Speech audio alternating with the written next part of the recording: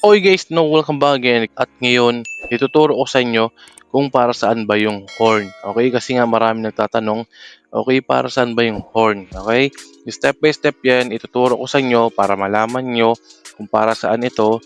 At syempre, so convertible ba siya as a gold coins or green cash? Okay, so malalaman nyo yan dito sa video. Okay, pero bago tayo magsimula guys, no, kindly please like this video, subscribe to my channel, and don't forget to hit the notification bell below para lagi update sa mga earning application, tips and tricks dito lang yan kay Kuya Sal. And then also no, disclaimer lang, this video is for educational and entertainment purposes only. Okay, hindi tayo yaman dito as long as ni-review, okay, ni Kuya Sal yan para sa inyo ay okay na tayo dito. Okay, so again no, kung wala pang ganito application, nasa pin comment yan, which is ito yung tinatawag natin na Crazy Rock. Okay, Crazy Rock yan. And then syempre marami nagtatanong no.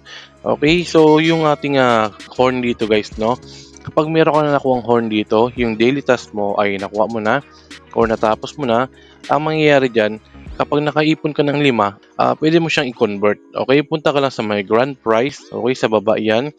And then nakikita nyo dito, okay, meron tayong 5. Yung 5 na yan guys, no, pwede natin siyang i-convert into 110 green cash. Okay, sa game lang to guys, no.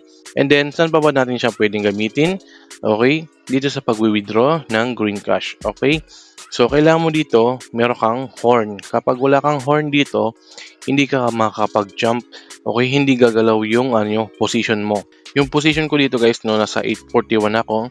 Pero dapat yan kapag nasa below 100 ka, okay, or above 100 ka, ay mawi-withdraw mo na yung green cash, okay? So ngayon, no, paano natin hahanapin or paano tayo makakuha ng mga horn, okay?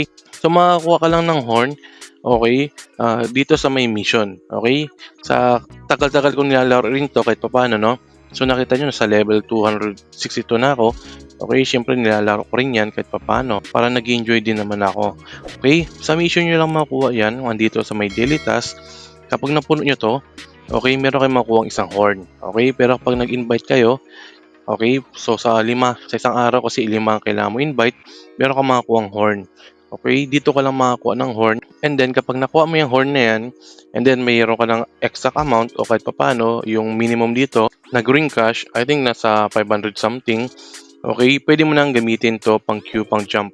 Okay, kasi kung walang ganito, kahit anong hintay mo dito ay parang hindi papasok. Okay, sa opinion ko lang, bisa observation ko no, kahit anong tagal mo dito, naka-queue ka, sabihin nakahintay ka, nag-aabang ka, ay hindi gagalaw yan. Ang kailangan mo dito is meron kang horn. Okay, nakita nyo naman no, bawat level dito is meron kang additional na 55 na green cash. Okay, so siguro mga 6 to. Okay, 6 o 5 dapat